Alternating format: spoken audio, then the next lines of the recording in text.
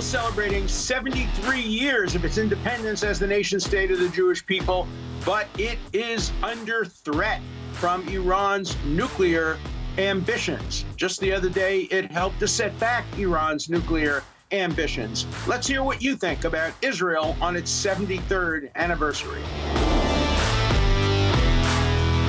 Today and tomorrow, Israel celebrates its 73rd anniversary as an independent nation.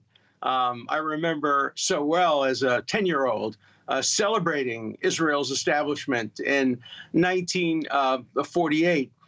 Israel divides its Independence Day celebration into 2 days. Today is Memorial Day, Yom HaZikaron, the day of remembrance, the day in which every Israeli, Jew, Arab, Muslim, Christian, stops their cars for a few minutes and a siren goes off and everybody remembers the Israelis, the thousands and thousands of Israelis, Jews, Arabs, Christians, Muslims alike, that have been killed in Israel's effort to maintain its independence, both as soldiers and as civilian victims of terrorism. No country has had more victims, civilian victims, in its fight for independence in so short a period of time. And Israel celebrates the soldiers and the victims who have died in the interest of protecting the country today. It's a sad day. I've been in Israel during Memorial Day, and all of my friends, every one of them, have lost other friends, either to terrorist attacks or to battles. My own cousin died fighting for the Israeli Defense Forces, the only child of Holocaust survivors. And friends visit friends, and friends visit the parents of children who have died, and the parents of others, and husbands and wives. And so today is a sad day, but as soon as the sun sets, Israel Independence Day starts, and people go to the beach and light bonfires and celebrate. Of course, with COVID, the celebrations will be muted, and the events will be less raucous than they have often been. Israel is also in the midst of several crises. First of all, a domestic election crisis. They don't have a government, and efforts to form a government have proved to be difficult, but Israel will solve that problem. It's a democracy, and democracies solve problems of that kind by using democratic means. But Israel also faces existential threats of destruction and genocide from the Iranian mullahs, the Iranian regime, which has sworn the destruction of Israel and the United States. It calls Israel the little Satan and the United States the big Satan, and it is trying desperately to develop a nuclear arsenal. It already has developed rockets capable of sending nuclear-tipped missiles far distances, not only to Israel, but to Europe, and eventually perhaps even to the United States. Iran is technologically very advanced, and they have been developing these rockets. The rockets were not prohibited by the Iran deal that President Obama signed back in the day. They were allowed to develop rockets capable of carrying nuclear weapons. That always seemed absurd to me. Iran swore that it wasn't trying to develop nuclear weapons. Of course, that was a lie. Everybody with any sense knew it was a lie. But the idea that the deal would allow them to develop rockets capable of carrying nuclear weapons at the same time that they were promising not to develop nuclear weapons, I think showed the absurdity of the deal itself, a deal that I strongly opposed. I wrote a book called The Case Against the Iran Deal, and I went and spoke to President Obama on more than one occasion against the deal. He promised me he would have Israel's back.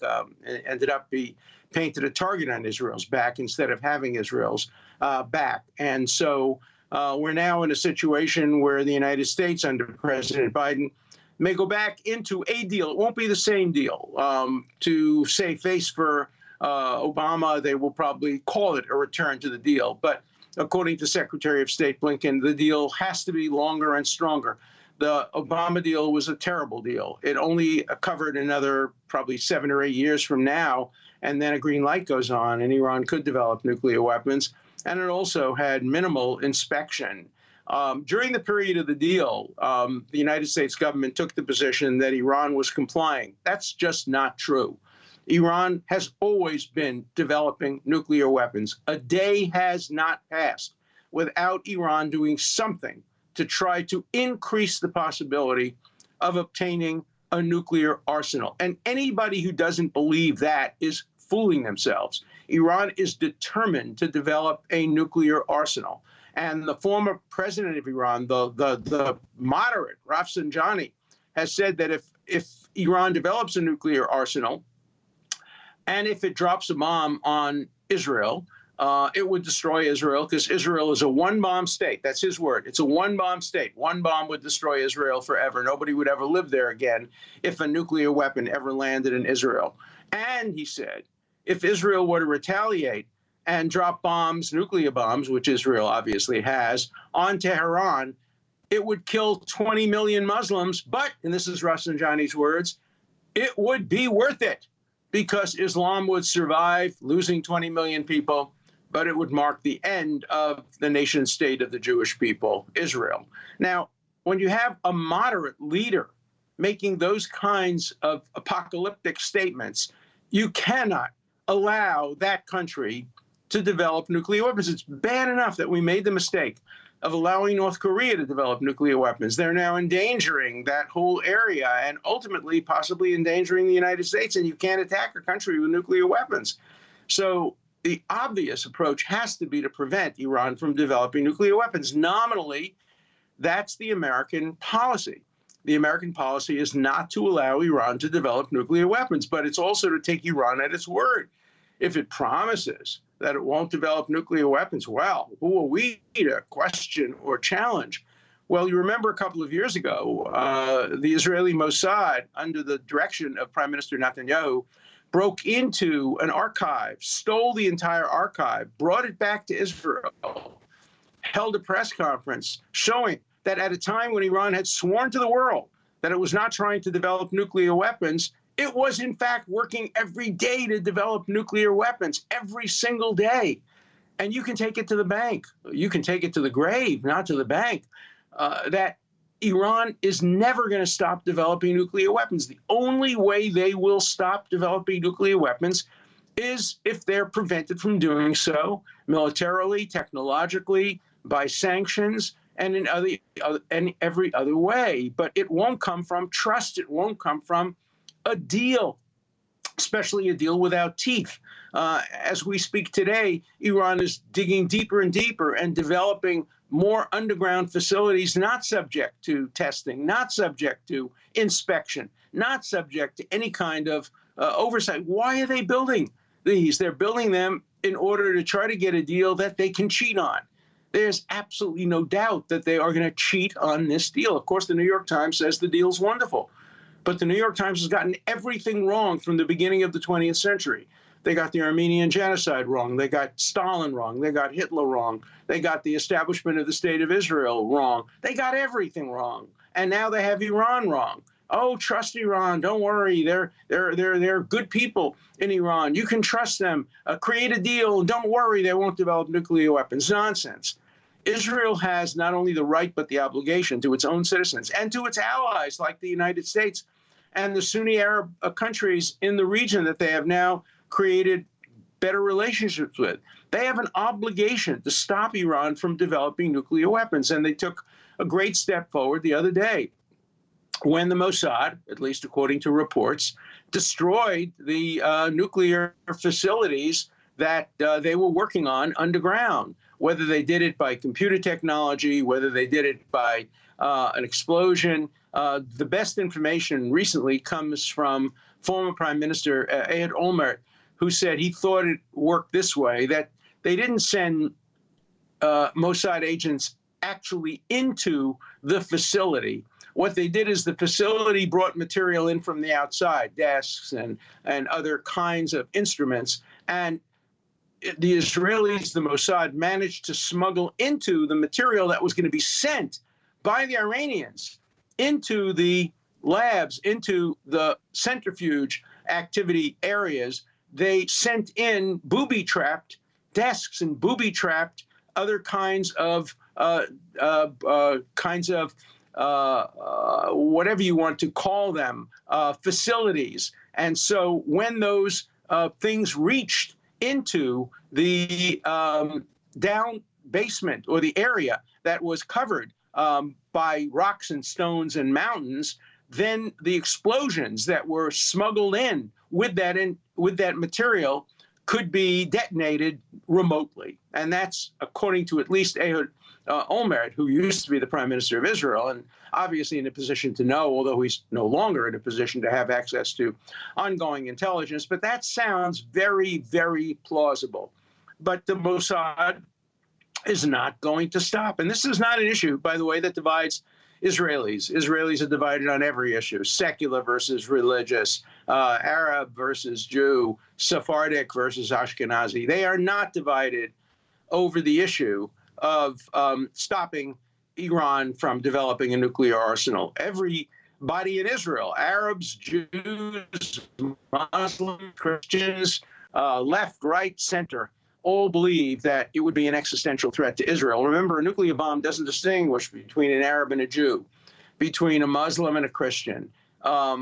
Israel is a one-bomb state. If a powerful nuclear weapon were, God forbid, to be detonated in Tel Aviv, it could be lethal for Israel's continued existence. And so every nation has the right and the obligation to protect its civilians from death by nuclear attack. Israel is no exception to that. And so I praise Israel's ingenuity, its chutzpah, its willingness to take risks and chances in order to destroy before it happens the Iranian nuclear program, nuclear weapons program. I praise the idea that they have taken action against Iran's nuclear scientists, that they have taken action against the centrifuges, that they've taken action against attempts to smuggle material in that could be helpful in developing a nuclear arsenal. Israel is to be praised for its actions. One would hope that the United States would join them. We know that the United States and Israel acted together when they operated Stuxnet, which stopped the Iranian centrifuges for many, many, many months several years ago. That was a joint operation. This most recent operation appears not to be a joint operation, appears to be solely an Israeli operation. We don't know for sure. And we don't know whether the United States was notified of it in advance. It strengthens the hand of the United States in the negotiations, because Iran can't come back and say, look, we're on the verge of developing a nuclear arsenal. We're very close. You can stop us only if you give us a good deal, give us all of our money back, stop the sanctions, pile more and more money in the way the Obama administration did by sending them billions of dollars of cold cash that they immediately used for terrorism, immediately used to attack civilians, immediately used to promote their programs outside of their country against other Arab countries and against Israel. So, look, the Obama approach was a disaster. One hopes that the Biden approach will be more sensible and more nuanced. I know that the Secretary of State cares deeply about this issue and would probably not support a program that would encourage Iran to develop a nuclear arsenal. So 3 cheers for Israel stopping and setting back the program in Iran. 3 cheers for Israel. In 73 years, I don't think any country in history has ever contributed as much to humankind in the first 73 years of its existence as Israel has. Medically, look at what it's done for the COVID. It's been the leader of the world in vaccinations and in developing the techniques to combat COVID. Medically, scientifically, agriculturally, in literature and music. It has contributed so much to the world in a mere 73 years at a time when it's had to devote the vast majority of its budget to defending itself against countries sworn to its destruction.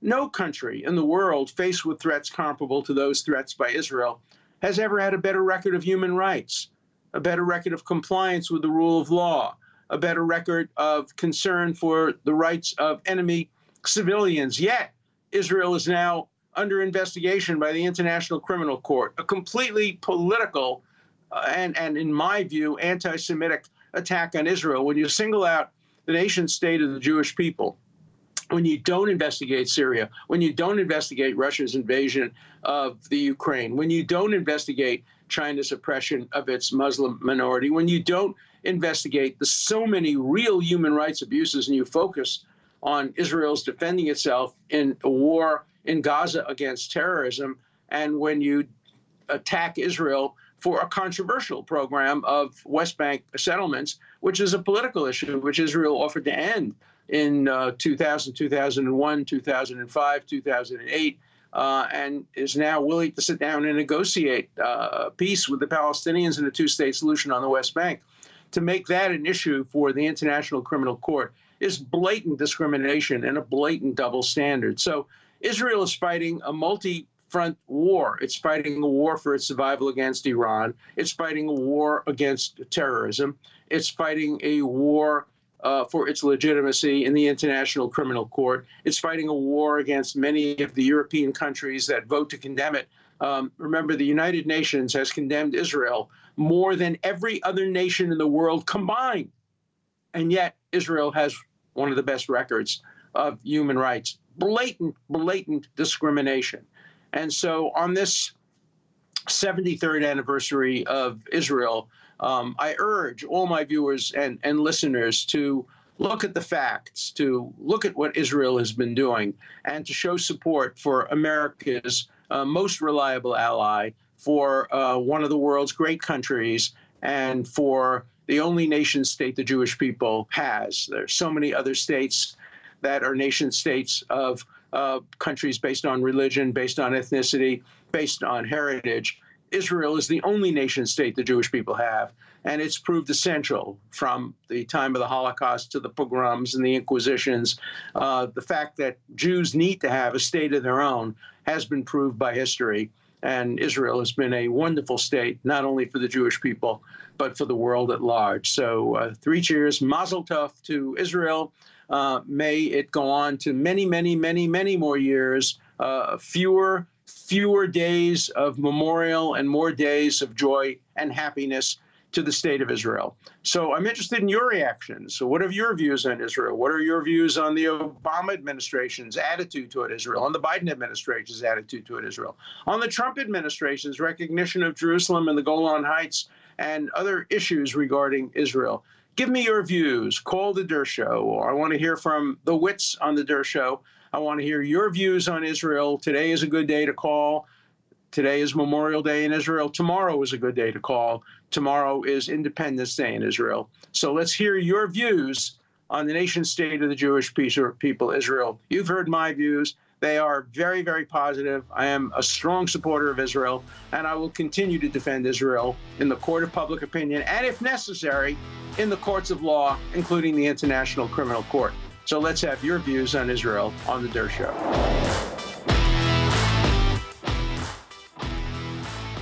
Let's turn now to our first call. Hello, good afternoon. My name is James. I'm calling from London. I listened to the show, and I hope you get satisfaction, Alan, from the fact that even in London, thousands of miles away, people are still listening to what you have to say. I especially like the fact that you're non-partisan. You give opinions even when you don't agree with the people. It's much appreciated. My question is about the International Criminal Court and their tackling in Israel. Israel has announced that it will not cooperate with the courts today. My question is, what if the International Criminal Court or a member country tries to arrest somebody? Let's suppose they try to arrest the Israeli chief of staff. I think his name is Aviv Kochavi. Or let's suppose they try to arrest Bibi Netanyahu. Put him to trial. Would Israel be legally justified in taking military action either against the courts or against the country arresting it on the grounds that Israel does not recognize the court, and from their point of view, it's just a kidnapping? I very much appreciate your answer. Thank you. Goodbye. It's a great question. It's a great question to be asked as we're celebrating Israel's Independence Day and Memorial Day, you may remember that the United States doesn't recognize the International Criminal Court. And a few years ago, Congress considered passing what was called Invade the Hague law, saying that if any American general or any American leader were ever to be arrested by the International Criminal Court, the United States would send troops into The Hague to rescue them. I think that was mostly hyperbole, but Israel would not recognize any such arrest. It would not extradite.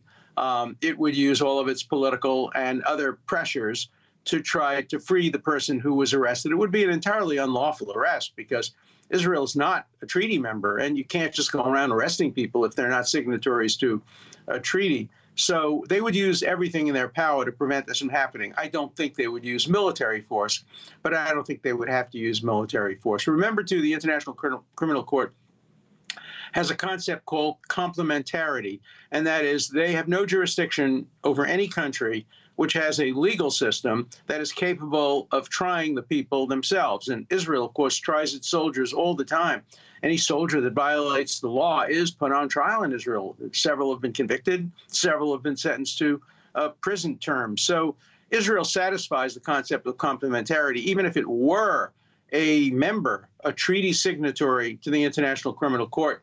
It would be exempt from its jurisdiction because of its own legal system. But it's not a member of the court. The court has no jurisdiction over it. Israel has decided it will not cooperate with the investigation. It will probably cooperate quietly through other NGOs, organizations. Perhaps I might go over to the International Criminal Court myself. I've been there. I've argued cases in The Hague, and I've met with the prosecutors in the International Criminal Court and would be prepared as an amicus curiae, a friend of the court, to present Israel's case without Israel being formally involved. I don't know how Israel is going to deal with that, but in the end, Israel could not justly be convicted of any crimes under the jurisdiction of the International Criminal Court. So it's a good question, and the International Criminal Court is losing a lot of its credibility by going after Israel. Professor Dershowitz, this is Barb in Kentucky. Two things, hopefully quick. First, in January, you asked what President Biden could do to earn the support of those who didn't vote for him. I called and said he had to unequivocally oppose both packing the Supreme Court and eliminating the filibuster. I gave him a chance. In less than 3 months, he blew it. You said you were going to give him a chance. My question is whether you have any lines in the sand that, if he crosses them, would cause you to reconsider your support. Second, about the revised Georgia voting law. The express goal was to make it easy to vote and hard to cheat. You said you would have voted against it because you have, and I quote, no doubt that the law was motivated by desire to suppress Democrat voters and increase Republican voters. I still haven't heard from you what specific provisions you oppose, either because they would not accomplish the express goal or because they would accomplish the decrease in Democrat voters and increase in Republican voters. If you can't identify how the bill would actually impact voters differently by party, either your belief about motive is correct and the legislature was too inept to craft a bill that would accomplish that, or your motivation claim is wrong. Or if motivation can't be proven or disproven, it's irrelevant to the outcome and is an unconvincing reason to oppose the bill. I truly enjoy your podcast, especially the chance to weigh in on the issues you bring up.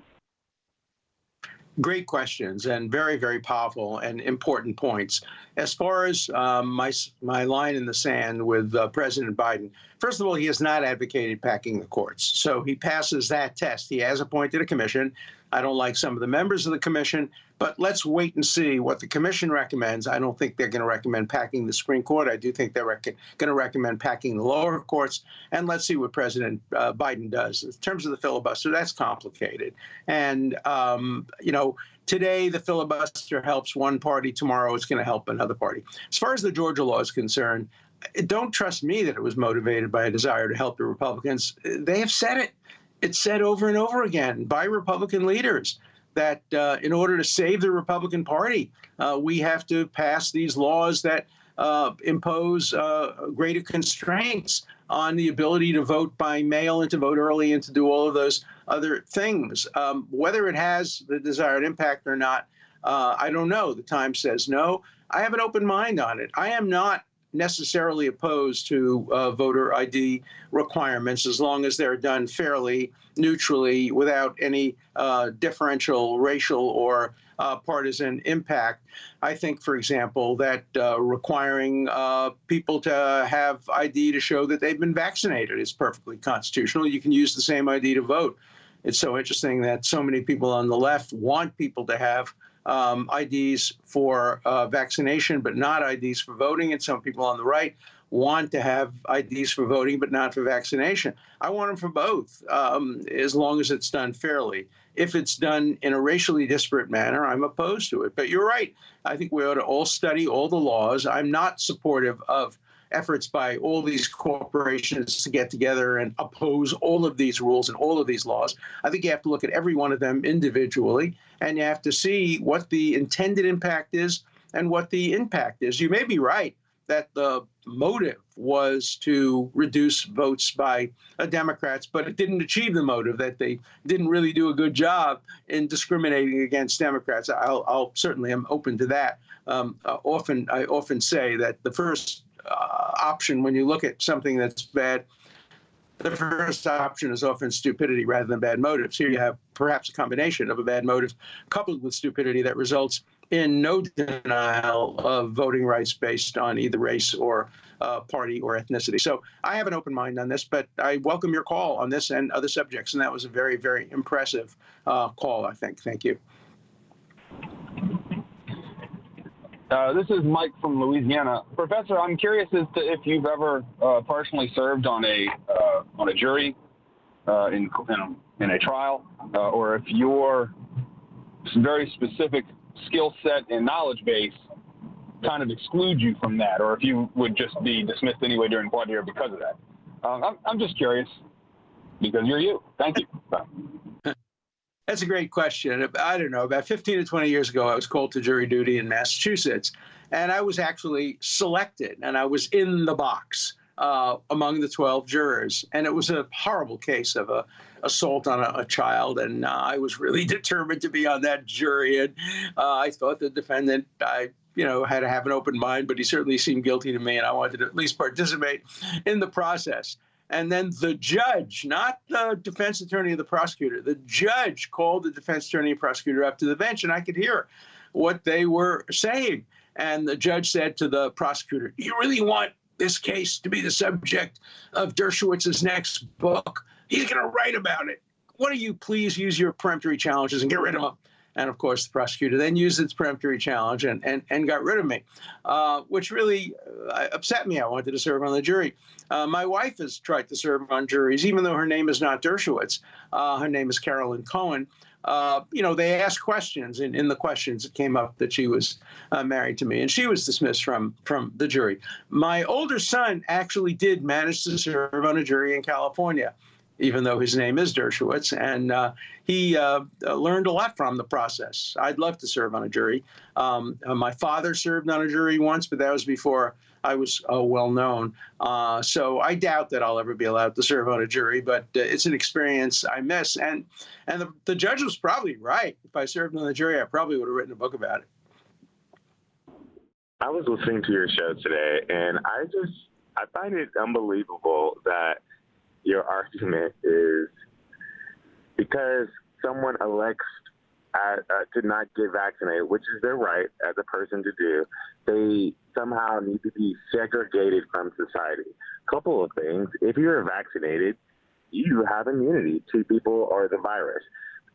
Being vaccinated does not mean that the virus will entirely go away. In fact, it probably will never entirely go away. There'll always be a trace amount of it. With herd immunity, that means that we have, you won't be able to actually pretty much pass it on that much to other people. So I guess it seems like almost like a level of discrimination against someone who has a different viewpoint or has different health concerns. Because in fact, there are people who cannot get vaccinated because of different things that they may have medical issues or whatever.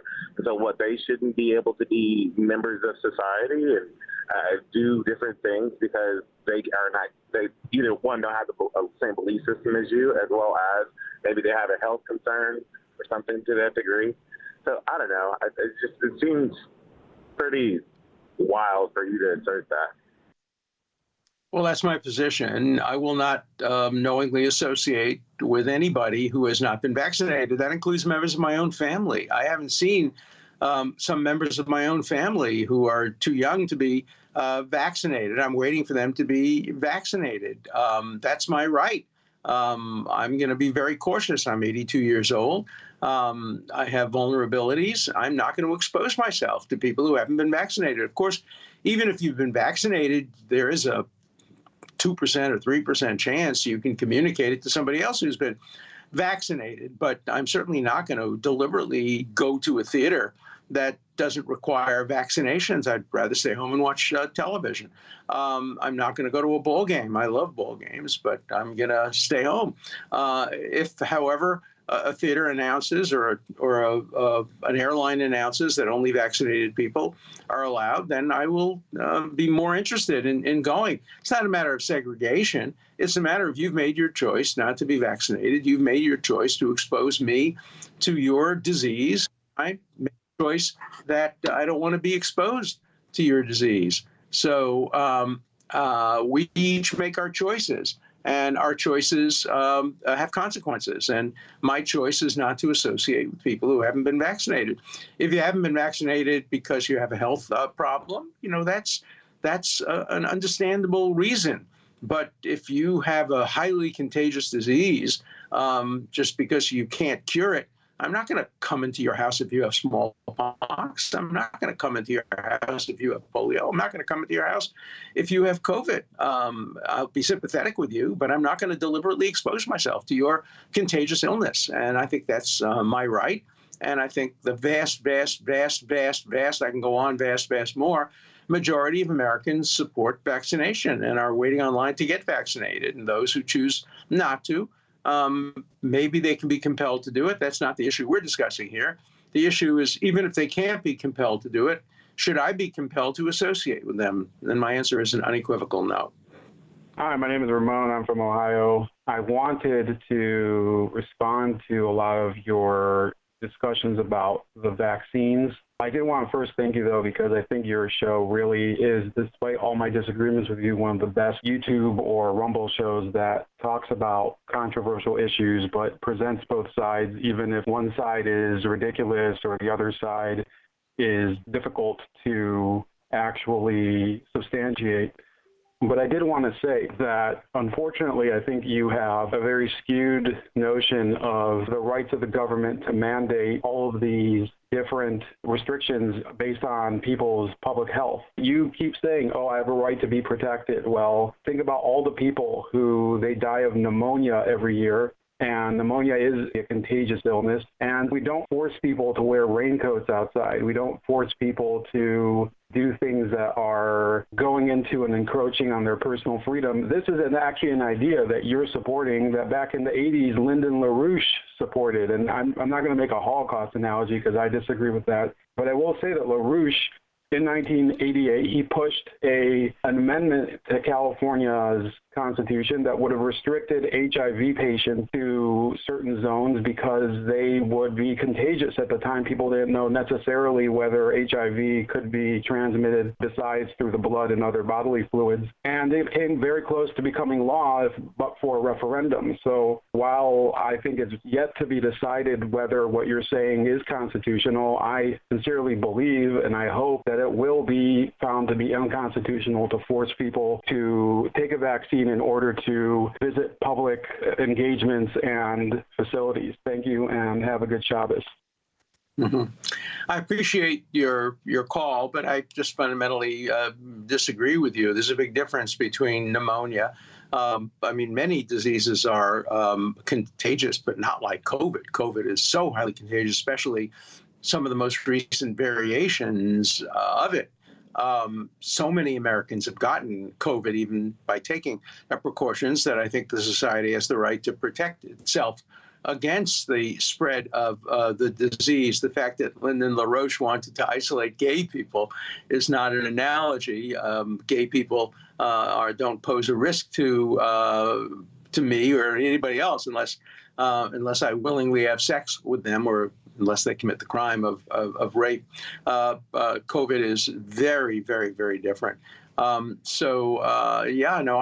do support the constitutionality. I don't think we have to get to it because right now people are dying to get online and get the vaccine. There's been nobody's been compelled to get it.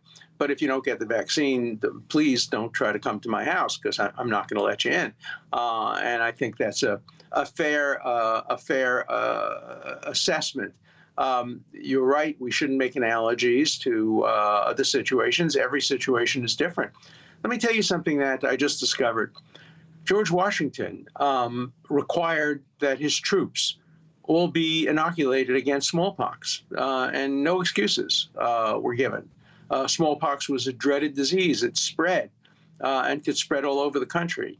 And the people fighting for our freedom, our liberation, our separation from England, the great patriots, were all compelled to go to hospital and get inoculated against smallpox. So you can cite Lyndon LaRoche. I'll cite George Washington.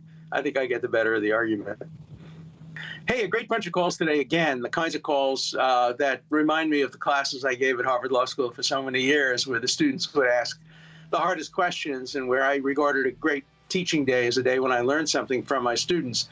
And I regard a great pod day when I learned something from my viewers and listeners. And I've learned a lot from your calls today. So keep them coming. Keep subscribing on Rumble, on YouTube, on all the other platforms, and keep calling in. Keep giving your comments. Keep sending your wits to the Dershow. An important part of the Dershow is your voice, your questions, your comments. Please call 24/7. The number is 216-710-0050. Keep your comments short and to the point. Again, the number for you to call 24/7 is 216-710-0050. Hard questions, criticisms, everything's fine. Just keep your questions short, and I'll answer them all on the Dershow.